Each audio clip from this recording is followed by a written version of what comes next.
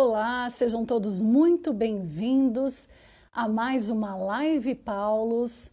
Eu sou Roberta Molina e hoje nós estamos aqui para falar sobre cordel, memória e tradição.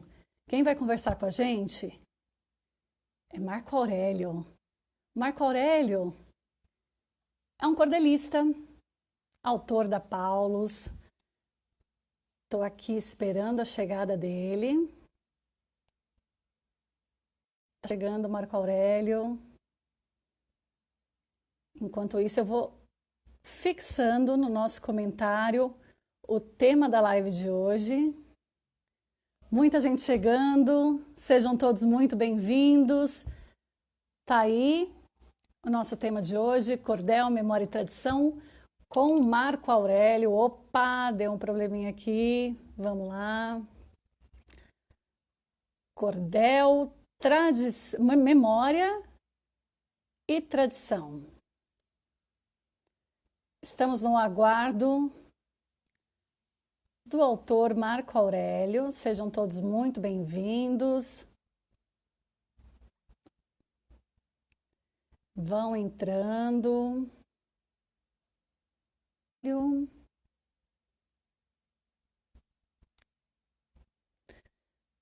Marco Aurélio ainda não chegou, estou esperando o nosso autor. Bom, gente, hoje nós vamos falar sobre cordel, sobre cultura popular, sobre poema e sobre a importância da gente resgatar algumas lembranças, né? Algumas lembranças afetivas, algumas lembranças da nossa infância, algumas histórias que os nossos avós contavam pra gente, que os nossos pais contavam pra gente. Enquanto isso, eu estou aqui aguardando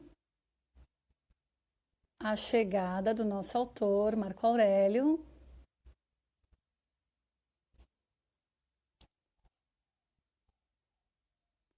Marco Aurélio, deixa eu ver se ele já chegou, tá chegando. Ainda não. E você tem alguma história da sua infância, alguma história que marcou para você? Alguma história que você pode resgatar? Contar aqui pra gente. Marco Aurélio ainda não chegou. Estou no aguardo. Se você tiver, já vai antecipando aqui pra gente, vai contando pra gente. Enquanto isso, eu vou tentando falar com o Marco por aqui. Tô no aguardo, Marco Aurélio. Ainda não chegou.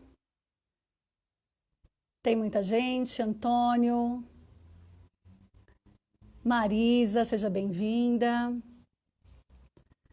Marco Aurélio está falando que não está encontrando o vídeo do Instagram. Deixa eu responder para ele. Estou com outro celular aqui. Estou já avisando ele que eu já estou ao vivo à espera dele. Enquanto isso, eu vou conversando com vocês. Leandro Carlos, seja bem-vindo. Daniel, Maria, Rogério Soares, seja bem-vindo. Cleane, minha parceira, Antônia,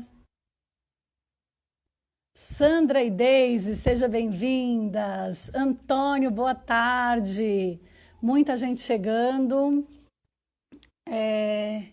Júnior também. Enquanto isso, a gente está esperando aqui o Marco Aurélio. Ele já disse que está tentando entrar. Tô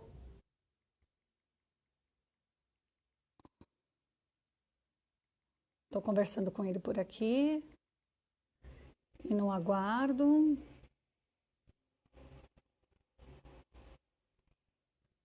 Boa tarde, Carrara. Boa tarde, Douglas, Keila. Keila de Ribeirão Preto. Quanta gente bacana. Olha, nosso tema de hoje, só para repetir para vocês, é cordel, memória e tradição. Nós estamos aguardando o Marco Aurélio, que é um poeta baiano, vai aqui conversar com a gente hoje. Ele também é pesquisador da cultura popular brasileira.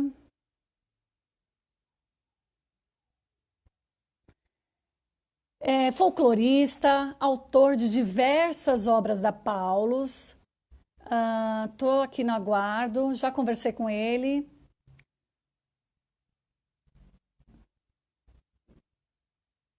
Vamos ver se o Marco Aurélio está chegando por aqui. Chegou. Vamos ver. Aguardando o Marco Aurélio, está chegando. Ei, Marco Aurélio, seja bem-vindo.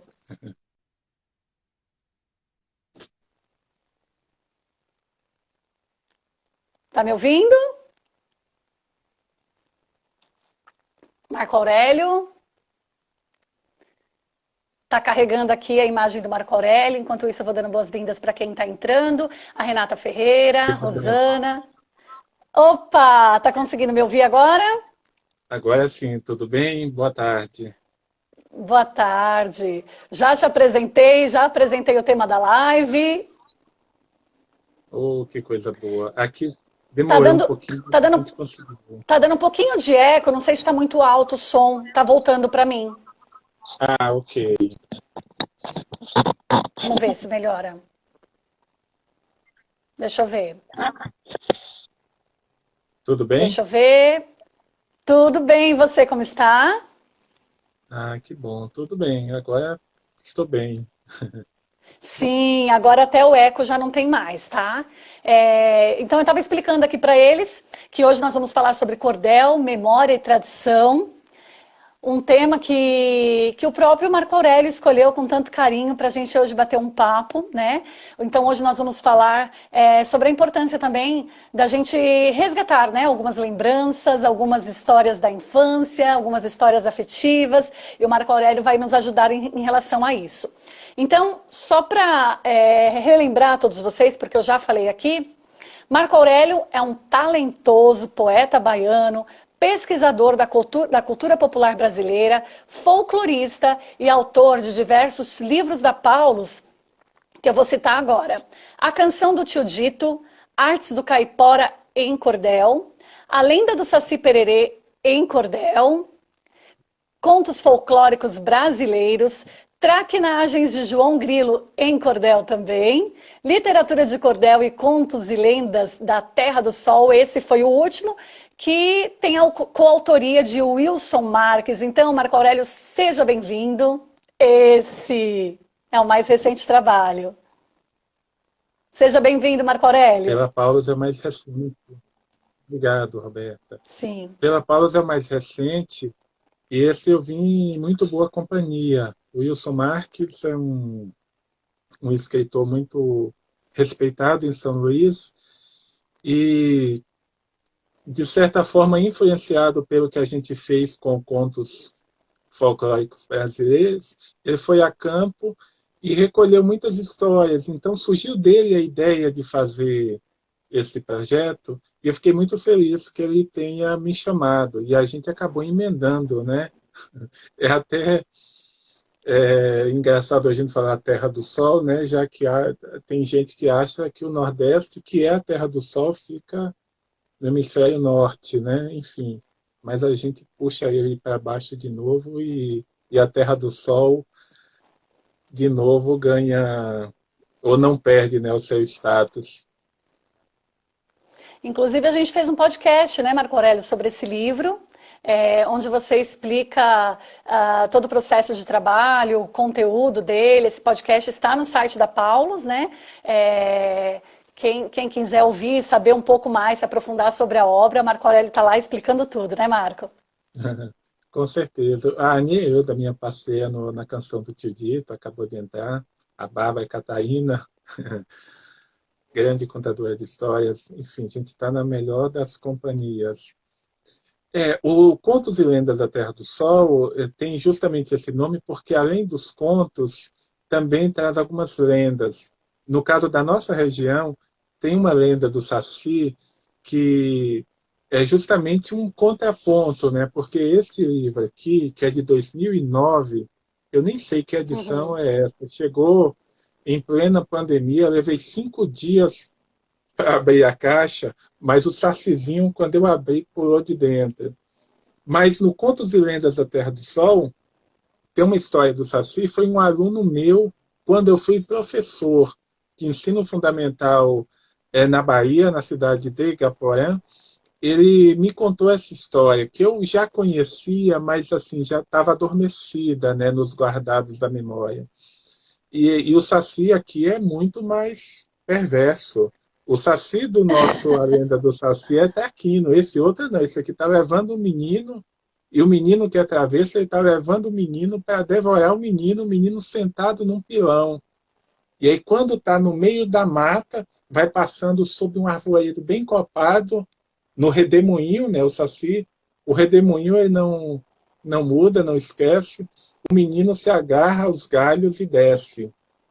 Tem um tom assim de exemplo, né, de conto de exemplo, porque o menino deixou de ser atentado e o Saci nunca mais apareceu. Mas mostra, né, a nossa diversidade. O Saci não é só o Saci do sítio do Pica-Pau.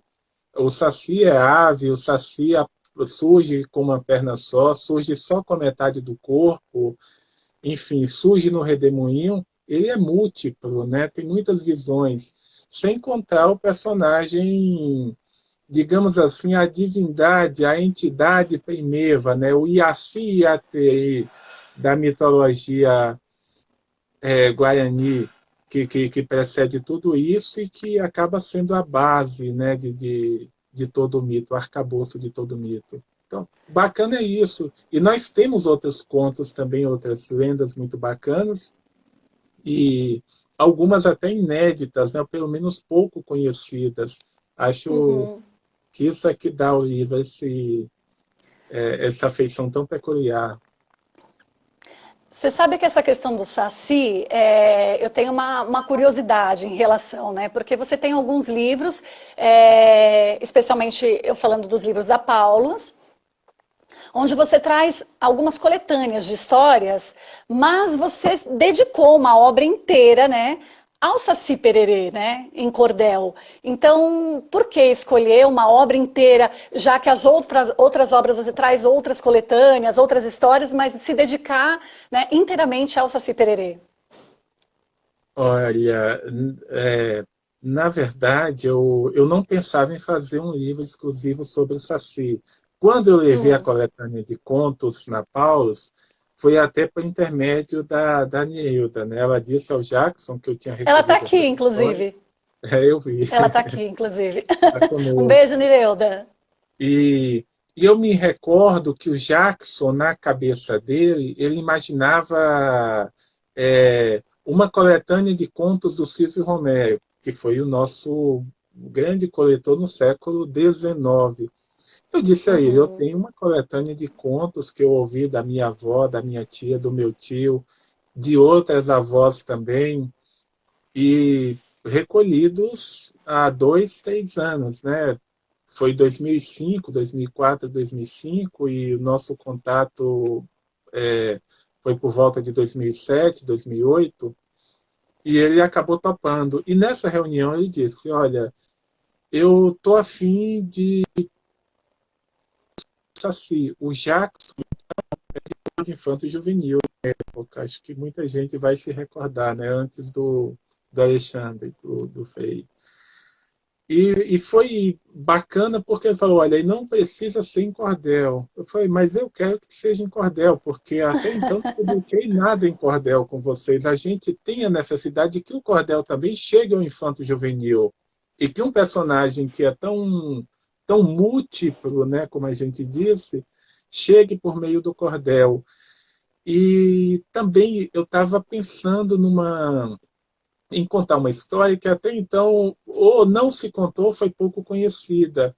E estava no sebo, passando na sessão de folclore, passando algumas páginas, aí cheguei a esse conto, né, um livro de contos bem antigos, com ilustrações do Lancelot. Lancelot é se não me engano, um gaúcho que fez muito sucesso, inclusive ilustrando coisas ligadas ao Nordeste, ao Rio Grande, aos Pampas, enfim. E eu achei muito bonito, gostei bastante da história, só que tinha que desenvolver. E aí cheguei em casa e imaginei o nome da família, imaginei uma série de situações e assim nasceu o Cordel, a lenda do Saci. E vamos explicar então, Marco, para quem não sabe, para quem não conhece, para quem está entrando aqui na Paulus e não sabe o que é a literatura de cordel, né? Como ela surgiu, você pode explicar para gente? Eu posso tentar. Eu tenho, eu Não, publiquei não há pela pessoa Paulus, melhor para explicar, aliás. publiquei pela Paulus esse livro aqui que muita gente conhece, que mostra a jornada do cordel do sertão à sala de aula. E aí eu alerto, olha, não é um manual, eu não sou pedagogo, fui professor por muito tempo, ainda sou eventualmente, mas o que eu mostro é justamente dentro da minha percepção, antes de tudo, como leitor de cordel, em seguida como autor de cordel e depois como pesquisador. Em mais ou menos 1900, 1902, na cidade do Recife, então uma metrópole, Recife muito maior que São Paulo naquela época, né, cidade portuária do Nordeste, o pessoal chegava para trabalhar e entre esse pessoal chegou um rapaz chamado Leandro Gomes e Barros. Vinha da região do Teixeira, da cidade de Pombal, na Paraíba, e ele percebeu, ele tinha, certamente, tinha um monte de caderninhos diversos de anotações, de histórias que ele recontava, até porque o Cordel, ele não nasce no Recife, mas se materializa enquanto projeto editorial no Recife.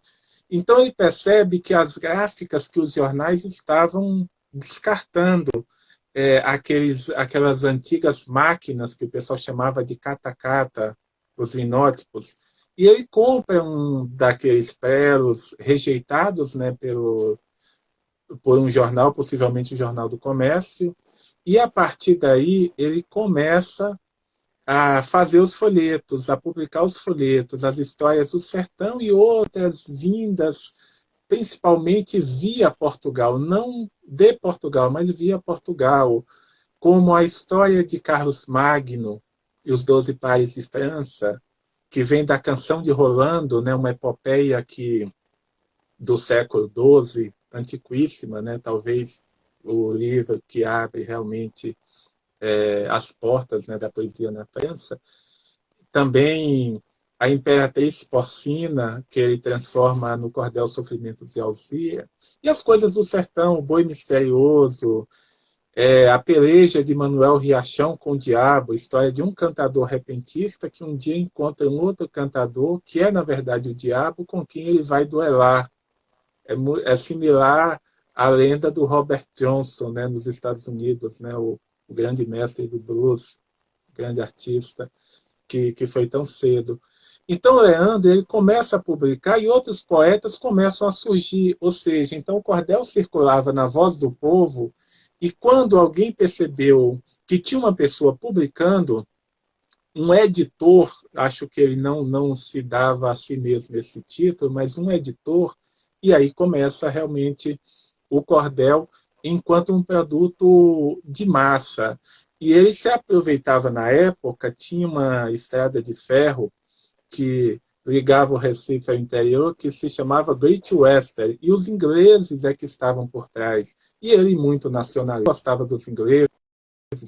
Ele escreveu um cordel na época chamado Testamento do Cachorro, em que um cachorro morre, um cachorro de um inglês, e o inglês quer que o cachorro tenha extrema unção. Então vai ao padre, e depois o padre vai ao bispo, para que dê extrema unção para o cachorro. E aí o pecado da simonia, né? Tanto o padre quanto o bispo acabam aceitando essa história, que é do Leandro Gomes de Barros, alguns aqui vão se lembrar, vai ser reaproveitada no Alto da Compadecida, assim como esta aqui. Aqui uma edição do Roxinol do Rinaé, que acho que está invertido, o cavalo que Tá. defecava dinheiro também foi reaproveitado no Alto da Compadecida. Então, partindo de todas essas matrizes, né, todos esses matizes, o cordel acaba ganhando força, né, se encorpando, e em 1918, ano em que o Leandro, muito jovem, se despede da vida, com 52 anos, o cordel já havia tomado todo o Nordeste, chegado até Belém, com o Francisco Lopes, um pernambucano que havia migrado, né, na época da febre, da borracha, enfim, e é bem possível que ele também tenha chegado a São Paulo, porque tem um programa ensaio clássico, né, com os músicos, tem um da década de 70, com a dupla Tonico e Tinoco, que eu amo, e que eles falam de clássicos do cordel, chamando-os, como os nordestinos também chamavam, de romances. Então, mais ou menos foi assim. Ótima explicação. Olha só, antes de eu partir para a próxima pergunta, tem muita gente aqui mandando recado para você. Uma aula desse grande mestre é o professor Estélio Torcato. Deixa eu ver mais gente. Thelma está dizendo também, grande mestre. Jonas está dizendo, Marco, Enciclopédia da Cultura Popular. Aqui o Jackson, o padre Jackson, está dizendo Marco Aurélio, mais conhecido que toda a Wikipédia junto. Tem mais recado aqui. Ariana Viana está dizendo, admiro a memória de Marco. Poeta J. Santos, Literatura de Cordel, do Sertão à Sala de Aula, é um livro que todas as professoras deveriam ter. A Carol Gadelha está aqui também, está dizendo que você é muito competente. Tem muita gente aqui, Marco. Então, assim, eu queria que você falasse para a gente qual que é essa ligação do nosso tema da live de hoje, entre cordel, memória e tradição.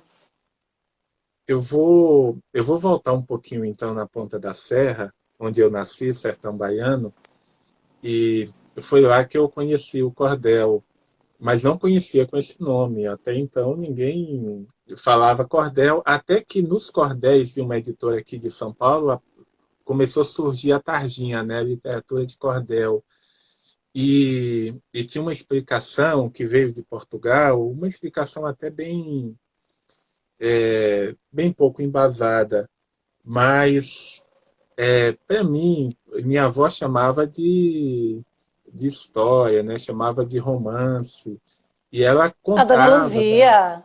Vó Luzia, e ela contava a Princesa Rosa todinha. Eu não conhecia, depois que eu vi que tinha um caderninho que ela tinha anotado, que está com minha tia ali na Bahia, um caderninho do começo ao fim. E também Zezinho e Mariquinha, que é outro cordel famoso. Esse eu tenho um manuscrito, né, da década de 20 que minha avó me passou. E aí eu comecei a ouvir meu pai e minha avó lendo, e eu parava para ouvir. Aí já contei muitas histórias, porém não estou cansado. Hoje vou contar mais uma no meu verso improvisado, a história fabulosa do Peralta João Soldado. João Soldado se criou nas terras da Palestina, ficou órfão logo cedo, foi bem triste sua sina, mas, porém, foi coroado por uma estrela divina. Eu vi aquilo, eu ficava fascinado. Aí vi a capa do cordel. Era um soldado, né, com uma mão de pilão e o diabo pela metade dentro de um saco, de um bornal. E aí eu imaginava que ele ia dar uma peia, né, no sujeito. E depois eu aprendi esse cordel todinho, deve ter umas 170 e poucas estrofes, e depois eu aprendi um outro chamado Juvenal e o Dragão, que é do Leandro Gomes de Barros. Quem lê essa história toda do jeito que foi passada, vê logo que o falsivio nunca nos serve de nada, que a honra e a fidelidade sempre foi recompensada. E aí falava de um jovem que saiu pelo mundo com 3 carneiros, que ele acabava permutando em 3 cachorros, que se chamavam, cada um destes cachorros é um grande defensor, se acabam, morrem lutando em defesa do Senhor, são chamados rompe-ferro, ventania e provedor. E o cachorro da minha avó chamava provedor. Então, foi o penúltimo, né, que ela teve. E eu me recordo assim, até hoje, o meu avô Joaquim, que a gente chamava de Pai Quinca, ele, quando eu aprendi a ler, até porque levou um tempinho, eu aprendi as histórias, assim, pelo menos uns trechos antes de eu ler. Quando eu aprendi a ler, tinha um pé de umbu que ficava no quintal da casa. Hoje a casa da minha avó não existe mais, mas o pé de umbu, umbuzeiro, né? Pé de umbu é a Tá forma lá. de a gente estar lá. Os dois, né? Que tem um que fica mais adiante. E, e meu avô, ele pedia para eu ler o João Soldado, e tem uma parte que fala, né? Ele soltou o diabo, esse que saiu na carreira com 3 cachorros no cabo, João Soldado atrás batendo com um cipó de catuabo. Eu lembro que ele repetia, toda vez que eu lia, ele repetia essa parte, o pai Quinca. Só que ele morreu antes da minha avó e, e ela ainda ficou 1 ano e pouco, mais ou menos, com a gente. Foi muito cedo também, né? Eu tinha 8 anos. Mas ela tinha uma paixão por esses livrinhos. Tem esse aqui, por exemplo, Os Milagres do Padre Antônio, até tirar aqui do plástico. Esse aqui é um cordel do Rodolfo Coelho Cavalcante, que é um poeta de Alagoas que por muito tempo viveu na Bahia. Foi um defensor da classe, um defensor da arte do cordel, e morreu na década de 80, morreu atropelado, causou comoção, é um poeta muito, muito benquisto no meio, amigo de Jorge Amado, de Orígenes Lessa. Todo mundo conhecia o Rodolfo, né? E todo mundo gostava do Rodolfo. E tinha esses cordéis do Rodolfo na casa da minha avó, assim como havia também os cordéis do Minelvino, que é um outro poeta, esse baiano, e que ia muito na cidade de Bom Jesus da Lapa, compôs muitos benditos ao Bom Jesus da Lapa, devoto fiel do Bom Jesus, muito embora vivesse em Itabuna, mas passava parte do tempo vendendo cordéis no alto do morro do Bom Jesus da Lapa, né? Para quem não sabe, a igreja é uma igreja de pedra, é uma gruta, uma caverna, né? A igreja da Lapa foi feita de pedra e luz. Nós vamos visitar, meu Senhor, meu bom Jesus. Tem gente que diz até que este que é o hino, né, oficial, que foi o Minelvino que compôs. Eu não tenho essa informação. Mas, enfim, tudo isso, de alguma forma, acaba contribuindo, né, alicerçando o meu caminho, a minha jornada no cordel. E daí a memória afetiva. Minha avó contava muitas histórias também. Belle Fronte, que ela contava, eu transformei em cordel, e que está no livro Contos Folclóricos. Né? É o conto mais bonito que eu já ouvi. Eu já fui aos Irmãos Grimm, às Biossa e Moe, da Noruega, fui às coletâneas inglesas, os contos angolanos que o Elie Chatelain recolheu, os contos da Índia que o Joseph Jacobs compendiou. Eu nunca achei uma história mais bonita que Belle Fronte, e ela contava lindamente, com detalhes. Então, isso de alguma forma vincou em mim, e assim a busca por entender de onde vinha esse conto do Belle Fronte. Desde mais novo eu imaginava de onde podia ter vindo. De alguma forma foi o impulso para que eu começasse a pesquisar, que eu começasse a anotar os pontos, né, as semelhanças de um conto a outro, até eu chegar num livro hoje muito conhecido, muito divulgado, chamado O Herói de Mil Faces, do Joseph Campbell, entendendo esse vínculo que as histórias têm, muito embora ele fale do conto popular, mas ele não vá muito além, já que o conto, o mito, ele faz uma miscelânea, né, dentro da sua tese, que é mostrar que há um personagem compósito, que muitos heróis, na verdade, são as faces de de uma mesma personagem. Então, de qualquer forma, o Belle Fronte foi o meu impulso. E aí chegou um tempo em que caiu nas minhas mãos livro do Cascudo, do Câmara Cascudo, o Contos Tradicionais do Brasil e os contos do Silvio Romero. Eu comecei a ler, levei para casa para o meu pai ler também, fui numa biblioteca, e quando meu pai começou a ler, ele... isso aqui está parecendo a Amor à Torta que minha mãe contava. E aí eu falei, não, então vou registrar, porque a Amor à Torta que minha avó contava é muito mais bonita, muito mais completa que essas aqui. Aí eu comecei, com a ajuda da Lucélia, né, minha esposa, a gente gravou meu pai contando, eu recordava boa parte, fui até minha tia Lili, a Lucélia acabou trazendo também os contos da bisavó, que foi a mãe dela, né, com quem ela conviveu, e já havia falecido em 2004. E aí eu fiz um trabalho na escola com meus alunos também, e todo dia chegava um caderninho, umas folhinhas grampeadas com os contos. Conheci a dona Jesuína, tia bisavó de 2 alunos gêmeos, que na Bahia chamamos de mambaços, o Lucas e o Luan. Ela com 90 anos à época, eu fui visitá-la e fiquei encantado como essa pessoa... Cheia de contos. Cheia de histórias, cheia de Ai, contos, que delícia. cantigas, uma coisa linda, assim. Apesar de ter gravado numa fitinha, né, analógica ainda, estou passando para o digital com a ajuda de uma amiga, a Johanna Chiotti, mas, de qualquer forma, a gente acabou colocando tudo no mesmo bisaco, né, no mesmo bornal. Então, hoje, o cordel e todas essas memórias estão, embora eu saiba distinguir onde começa um e onde termina o outro. Mas, para mim, fazem parte de um todo, né, que envolve a minha memória afetiva. O bom é que cada resposta tem um conto pra gente, então a gente está ganhando muito com essa live aqui hoje. Tem algumas perguntas aqui, vamos lá. É... Ariadna está dizendo, raiz, meu amigo. Nádia Luz, excelente profissional. Eu tinha visto algumas perguntas aqui, deixa eu tentar resgatar.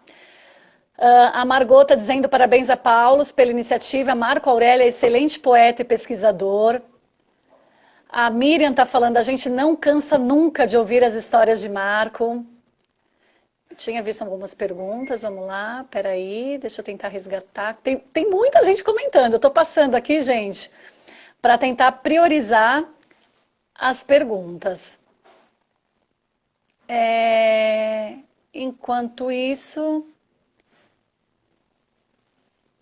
Não, tem muita coisa, acho que está mais para trás. Se alguém quiser refazer a pergunta e mandar, pode refazer. Aqui, achei. Queria perguntar para o Marco se o cordel escrito surgiu ao mesmo tempo do repente. É a pergunta da companhia Mapinguari, acho que é isso. Isso, Carlos Godoy e companhia. Grande contador de histórias. A Ariadna é lá da nossa região. Tem Da muita Chapada gente Diamantina, participando. que emenda, né, Olha que com a nossa bacana. serra, a Serra da Ponta da Serra, no alto da qual meu avô ergueu uma cruz que está lá até hoje, né, meu bisavô. Bem, a gente tem um estudo muito famoso de um francês, mas que trata também do nosso cordel, que é a letra e a voz, do Paul Zumthor. E ele trata dessas coisas, porque muito do que foi escrito, principalmente na Idade Média, traz a voz do povo, de alguma forma tenta emular essa fala e essa voz. Mas, no caso do nosso país, vamos imaginar que até 1808 não havia aqui nada de imprensa, é proibido. Se tivesse imprensa, ia fazer panfleto. Se tivesse panfleto, iam pedir independência. Então, só foi possível quando Napoleão Bonaparte, com a ajuda do Junot foi um general de Napoleão que foi dar com os costados em Portugal, escorraçou toda aquela turma para cá, Dom João VI, Dona Carlota e companhia e corte, E aí você chega no país, tem que ter o diário oficial, né? Tem que, então a imprensa chegou Sim. e inicialmente cuida da parte burocrática. Só que aí a gente vai tem que ter uns livros aqui. Eles com certeza tinham as suas preferências, e aí começam também a imprimir os livros para o deleite, né, das pessoas que sabiam ler, não muitas naquele tempo. E acho que por volta de 1814, não posso afirmar com certeza, o Meca, grande poeta, Meca de Pernambuco. E a partir daí, em 1814, surgiu a Donzela Teodora, que é um cordel, mas não é um cordel como os nossos, escrito em versos. A Donzela Teodora foi feito em prosa. Em 1498, já tinha sido impresso, né, na Espanha, Donzela Teodora, só que foi proibido pela Inquisição. Uma mulher sábia que respondia as perguntas de 3 homens e derrotava os 3. Então isso não podia. E mesmo proibido, ela continuou. E outros títulos, Imperatriz Porcina, João de Calais, o livro de Carlos Magno, que foi publicado em Portugal no século XVIII ainda, Jerônimo de Carvalho, né? Físico mor do Algarve, traduziu a história do imperador Carlos Magno, os 12 pares de França, cuja raiz vai estar no século XIII, numa canção de gesta chamada Fierrabras, que é Ferrabras, e aí entra por França, por Espanha, Portugal, e vai parar, né, nas casas, né, nos palácios e nas palhoças também do Sertão Velho.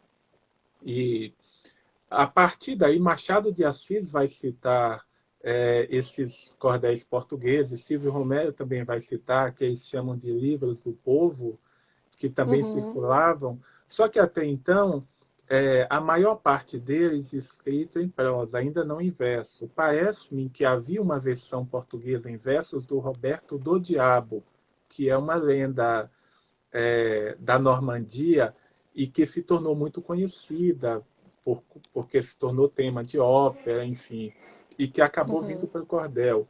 Então, quando Leandro Gomes de Barros ele passa a fazer do cordel seu meio de vida, os cantadores já corriam o sertão. Em 1878, não posso aqui afirmar o certo, houve a peleja, ou seja, a disputa verbal e cantada de Romano da Mãe d'Água com Inácio da Catingueira. Romano, cabra, ou seja, mestiço, né, na forma pejorativa. Inácio, escravo de ganho de Manuel Luiz, tocava pandeiro.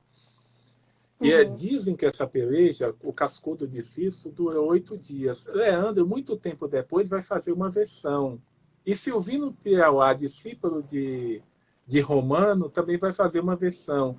Só que Silvio Romero, nos estudos da poesia popular, ele cita essa história de Manuel Riachão, que Leandro transformou em cordel também, em que Manuel Riachão disputa com o diabo. Nas versões mais antigas, Manuel Riachão não disputa com o diabo. Ele é o próprio diabo, é um cantador que desafia outro cantador e que é derrotado quando o oponente fala no nome da Virgem da Conceição. Então tem essa ligação. Então nós tivemos poetas cantadores como Silvino Pirauá e como Inácio Cantador, Silvino Pirauá, cantador e cordelista, José Galdino da Silva Duda, cantador e cordelista, e Leandro, que cantava, aliás, escrevia, né, ele dizia cantar, mas só por expressão poética. Cantava e glosava, ou seja, ele não ele não compunha os versos para cantar na viola. O canto dele Tá. é aquele canto no sentido figurado mesmo, como está no início da Eneida, está no início de qualquer epopeia. Então a letra sempre antecede a voz. O repente, ele é anterior ao cordel, muito embora o cordel ou embrião do cordel circulasse na forma de romances em versos, muito menores do que aqueles quando foi levado para o papel, quando essa arte foi levada para o papel. E pegando esse gancho, também tem uma pergunta da Nireuda. Ela está dizendo o seguinte: explique a diferença de romance e novela. Romance e novela. A gente tem uma dificuldade, né? Porque na língua inglesa, novel é romance. Então, para a gente, e aí a gente tem que entender que o romance a que eu estou me referindo nesse momento não é o romance como tradicionalmente nós conhecemos. Não é o romance de Machado de Assis, não é o de Essa, não é o Primo Basílio do Essa. A gente está falando do romance em versos. Juliana e Dom Sim. Jorge. Deus lhe salve, Juliana, no seu estrada assentada. Deus lhe salve, meu Dom Jorge, no seu cavalo amontado. Essa expressão, esse termo romance, ele surgiu, creio eu, na Espanha e está associado às línguas românicas, ou seja, Uhum. mas estava mais voltado à língua daquele local em oposição ao latim. Então falava-se em Castela fala-se a língua romance, ou seja, fala-se o castelhano, em oposição ao latim, que nesse momento tinha se tornado a língua litúrgica, né, a língua oficial da igreja, mas transformado, Uhum. refundido em cada região, já não era mais falado, havia se transformado no português, no leonês, no castelhano, enfim, nas línguas românicas. E romance tem essa primeira definição e depois vai definir aquilo que em países de língua anglo-saxônica é chamado mais ou menos de ballad, balada. Então, romance aqui nesse sentido. Novela, a gente pode chamar essas histórias de João de Calais, que depois acaba migrando para o cordel, de Madame de Gomet, Roberto do Diabo e Imperatriz Pocina, por serem um pouquinho mais encorpadas que os contos tradicionais e por passarem por uma redação escrita, por uma reelaboração, a gente pode chamar de novela. É interessante que na Itália, o Comparetti, que foi um grande coletor de contos, ele chama de noveline. Lá tinha uma definição mais, digamos assim, mais estendida. A palavra fiabe, que alguns traduzem por fábula, mas é mais do que isso, né? São os contos, os nossos contos tradicionais. Então, essa relação, na verdade, é, dentro do campo texto, né, novela, alguns dizem que o Alienista de Machado de Assis é uma novela, mas no campo do cordel, romance a gente chama o poema narrativo um pouco mais longo e que normalmente se baseia em temas tradicionais. Por exemplo, o Beres Fronte, quando eu fiz um cordel, é um romance.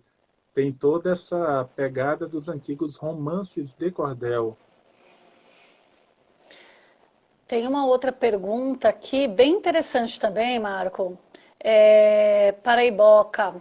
A diferença entre os cordéis de décadas atrás com os feitos de hoje? Digo se há também mudanças estruturais, formais, como acontece com outros tipos de texto? Eu acho que a maior mudança que houve é no tocante à temática. Mas eu até discordo de alguns estudiosos quando eles dizem que o cordel ganhou uma feição urbana mais recentemente.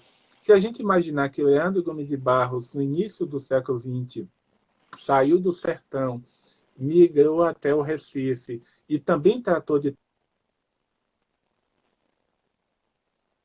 deles, ou não,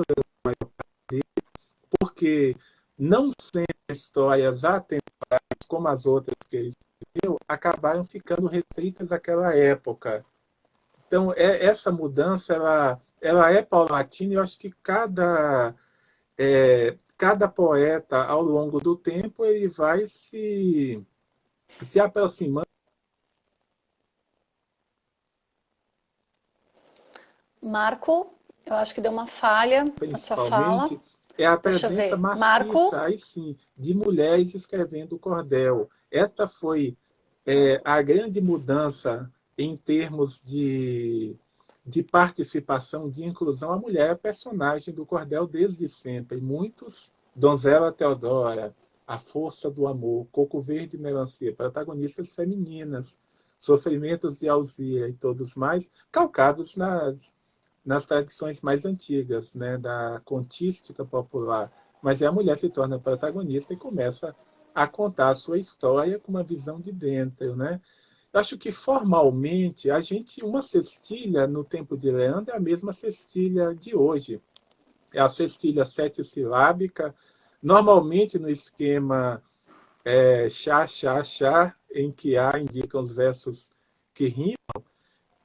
Minha alma triste suspira em deslumbrante desejo, ausente da minha terra, há tempos que não a vejo, são suspiros arrancados do peito de um sertanejo. Quer dizer, isso podia ter sido escrito hoje também. A gente também, a saudade é algo que na língua portuguesa, né, não morre nunca. Mas eu acho que a grande mudança é essa que a Paulus foi da qual a Paulus também foi partícipe, de levar o cordel a um outro formato. Eu vi que o César Obeide está aqui também, é um Tá, grande, pioneiro, né, grande nessa autor nosso. publicação do cordel no formato infanto-juvenil, voltado ao público infanto-juvenil também. Então, essas mudanças, elas acontecem mais no sentido de público, porque o público que comprava o cordel nas feiras, a feira hoje já não é mais um espaço tradicional. Mesmo as feiras nordestinas, as mais famosas, ou elas se tornam um espaço voltado ao turismo, ou elas se tornam um espaço descaracterizado, se a gente pode pensar assim. Ainda conheci na minha infância a feira da minha cidade de Igaporã, as mulheres que iam de comunidades quilombolas, vendendo cerâmica toda pintada, toda ornamentada, as pessoas vendendo a pitomba que colhiam no alto da serra, machixe, uma lona no chão, o pessoal vendendo folheto de cordel, o pessoal cantando com o pandeiro, com a viola, e havia também, como nas feiras medievais, apresentações de bonecos e mamulengos, os cantadores também faziam esse papel. Então, por conta das mudanças pelas quais nós passamos, nós tínhamos a maior parte da população, mais de 70%, quase 80%, vivendo na roça, na zona rural. Hoje se inverteu totalmente. Então, isso, de alguma forma, vai condicionar o gosto e, de alguma forma, vai levar o cordel a um outro público. Eu não digo que isso seja bom nem ruim, a gente acaba se adaptando a essas mudanças. Eu, por minha formação, por minha origem, ainda trabalho com algumas temáticas ligadas à memória e à identidade, mas reconheço o valor e a importância daqueles que buscam outro caminho, de acordo, né, com sua caminhada, com a sua visão de mundo. Teve uma pergunta aqui. Você saberia dizer qual que é o cordel mais longo? O cordel mais longo, por muito tempo, foi O Direito de Nascer, de Manuel da Almeida Filho. Recentemente, o poeta Estélio Torquato, que está aqui com a gente, fez uma versão de E o Vento Levou, polêmico, né? Hoje polêmico romance, um dos sucessos imbatíveis do cinema, que teve mais de 1000 estrofes. Recentemente, Uau! o poeta Sávio Pinheiro, do Ceará, acabou fazendo uma coletânea de muitos romances, mas com uma história central muito bem alicerçada, que, em termos de número de versos, acabou indo além do Estélio Torquato. Mas aquele que conseguiu, mas com poemas soltos, com estrofes soltas, não contando uma história, não fazendo um romance, foi o Beto Brito, Basófias de um Cantador. Esse fez 1000 e tantas também. Mas, por muito tempo, foi uma versão da novela O Direito de Nascer, de Manuel da Almeida Filho. Que bacana. Então, olha, quem não conhece, é uma dica aí para poder estudar, pesquisar. O Marco, tá bem bacana aqui a interação, porque virou uma sala de encontro. Tem um monte de poetas, de escritores aqui, dando um alô pro outro. Oi, você tá por aqui, tá bem bacana mesmo. Nós estamos chegando no fim da nossa live, e aí, Para finalizar, eu queria pedir para você contar para gente. Você falou muito da sua avó, você fala muito, né, nos seus livros, da Dona Luzia. E eu queria que você falasse um pouco para a gente dela, dessa memória afetiva, e especialmente se você puder trazer um conto, né, que foi um aprendizado dela para você trazer, seria uma alegria.